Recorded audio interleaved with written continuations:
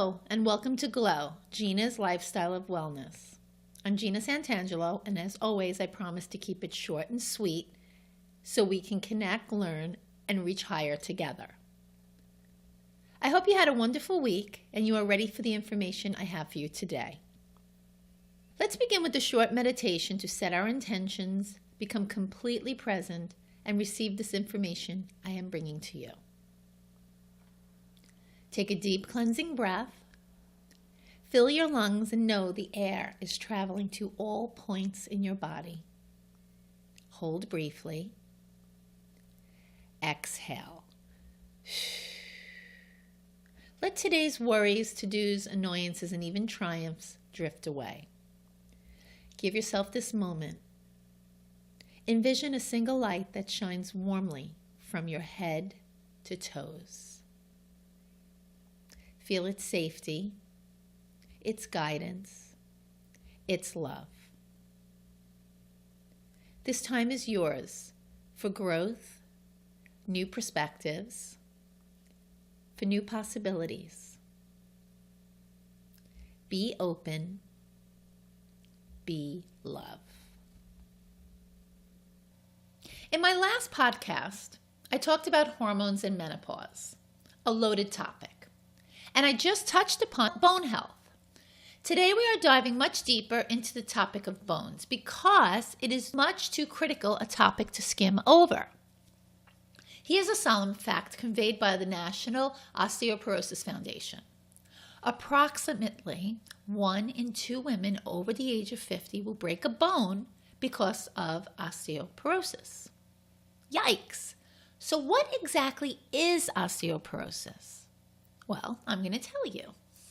Osteoporosis translates to porous bone, and it occurs when bone strength and bone health weaken. One has either lost too much bone, isn't making enough bone, or both. A stumble or a sneeze can result in a broken bone. It's pretty scary. Osteopenia is a condition of lower than normal bone mineral density, but not low enough to be classified osteoporosis. Those with osteopenia are at greater risk of developing osteoporosis. Bone isn't something that just withers away with years. We lose old bone and make new bone throughout our lives.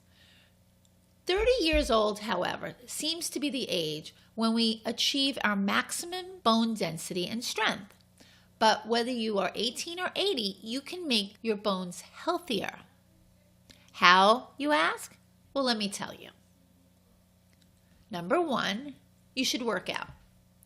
You knew I was going to go there, but really, resistance training, weight bearing, balance, focus, and impact regimes create stronger, healthier bones.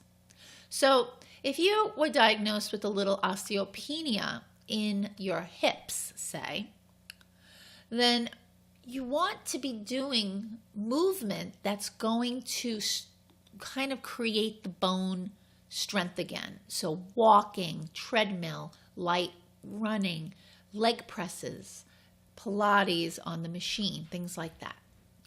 Number 2, you should stand straight.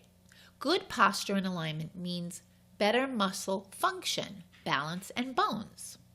So you get it, right? You need to. Number 3, eat smart. Your bones require vitamins and minerals to stay and grow healthy. So you must feed them properly. Number 4, don't smoke because smoking causes all sorts of damage, including depleted bone mass. Number 5, relax. Stress produces a hormone, cortisol, which, when elevated, is linked to bone weakness. Okay, so I want to play a true or false. You want to do it? I'm sure you do. So, number 1, elderly Caucasian women are the ones affected by osteoporosis. And that is false. It is more common among this group, but men and women of all races and ages are affected. Number 2, bone density tests expose you to high radiation and pain. Okay, so that's a false. They are painless and have less radiation than an X-ray. Number 3, if you have osteoporosis, you will feel a weakening in your bones. That's a false. You won't feel a thing unless you break a bone, of course. 4, osteoporosis is all about heredity. If mom has it, you will too. So that's a false also. Family history of osteoporosis is not a sentence for you. Number 5, if you drink an abundance of milk, you will not get osteoporosis. False again. Healthy bones are the result of balanced nutrition, exercise, and not smoking.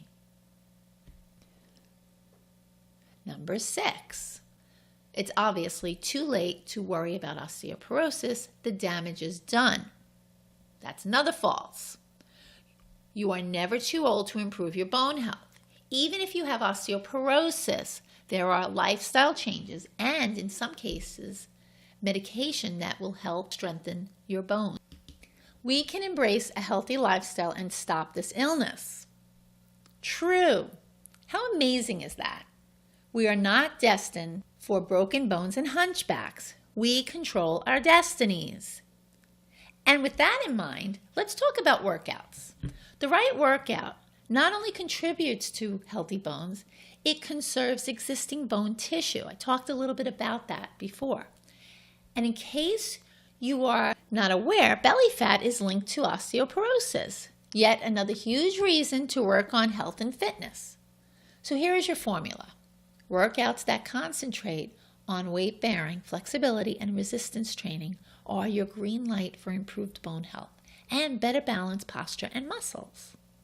Consider like a ballet bar workout, like Calinetics, or maybe extend bar, body sculpting and light weights, Pilates mat and equipment like the Reformer, chair, and Cadillac. These are things that are going to create a little resistance and help strengthen. Rebounder or a mini trampoline, one of my favorites. I love TRX. I love it because it really gives you the support you need to go into deep lunging without damaging the knees. I'm a big fan of Yamana body rolling. I think it's phenomenal because what it does is it pulls muscle away from the bone.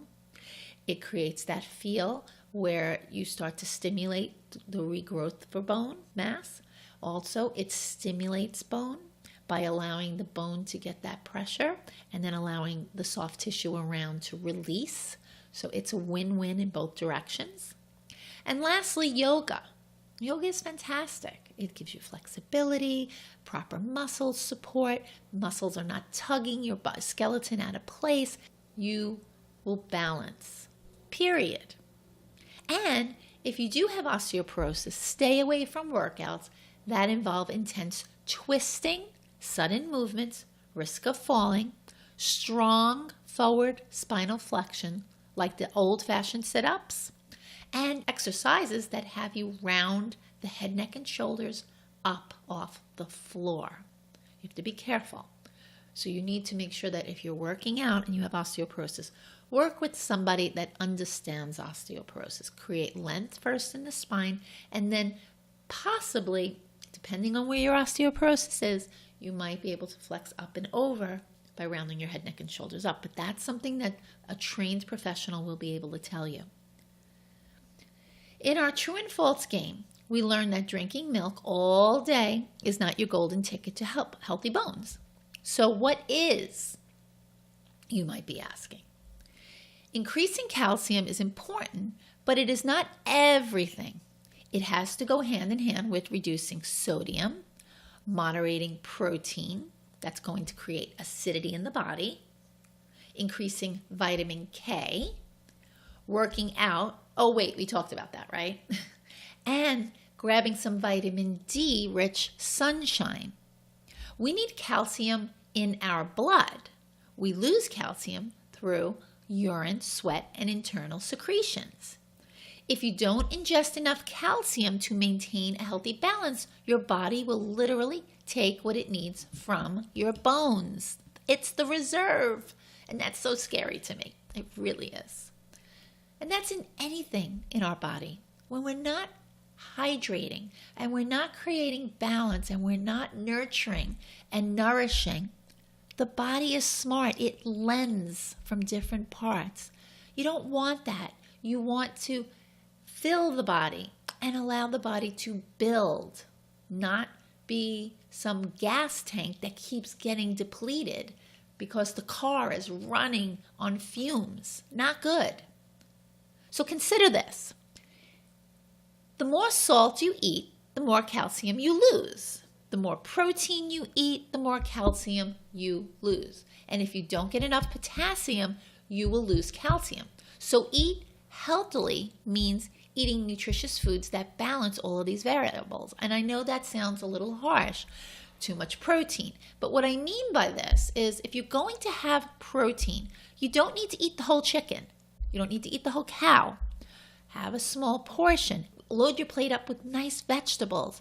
Balance that acid, that acidic food that's coming into the body with some neutralizing foods that are going to create that balance to go towards neutral.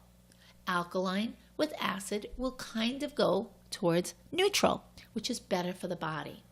Okay? And here's something to make your head spin. How many times have you heard that dairy products will give you strong bones? After all, they're high in calcium. But ready for this? Scientific studies show that dairy products promote calcium loss. How? Dairy products acidify your body's pH. And so our bodies immediately work to correct the problem. Guess how they do that? By getting calcium, the acid neutralizer, right from your bones. It's irony at its best. And so your menu for best bone health continues, and it includes green leafy veggies, berries, oranges, apples, bananas, kiwi, beans, and lean meats for protein, and some whole grains. Concentrate on good quality fats like organic grass-fed butter, organic coconut oil, unrefined sesame oil, and extra virgin olive oil. And cook with stock. Consider a little apple cider vinegar to increase alkalinity.